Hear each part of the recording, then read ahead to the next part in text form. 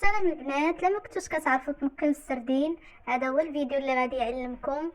صافي، من اليوم غادي تتعلموا كيفاش تنقيوه. الا كنتو اول مره كتشوفوني ما تنساوش تشتركوا في القناه ديالي. كما كتشوفوا كتاخدي سردينه بحال هكا،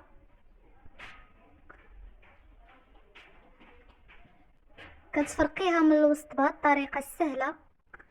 ماشي شي حاجه البنات، غير كتفرقيها، كتجبدي هاد العظم ولا ما عرفت شنو كيسميوه، الشوك. المهم كتجبديه وكتنقي السردينه ديالك من الجناب. ضروري تحيدي داك الشوك من الجناب.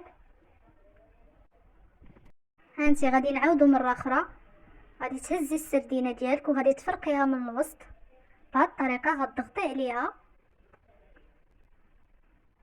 بهاد الطريقه وغتهزي داك السلسول كامل. السلسول ولا ما عرفت ما ديوش عليا.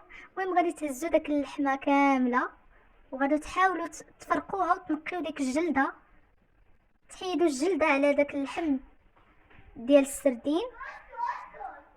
هانتوما مره اخرى كما كتشوفوا بهذه الطريقه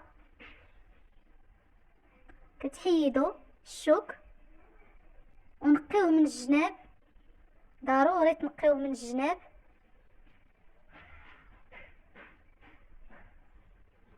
وكتهزوا داك الطريف ديال اللحم كتنقيوه من داك الجلده ديالو. هذه بالنسبه لك كنتو بغيتو ديروه كواري، بطبيعه الحال كنتو بغيتو ديروه في الكواري.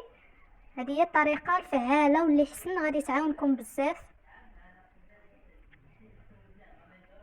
طريقه سهله كما تشوفوا. الحوت كيبري نقي.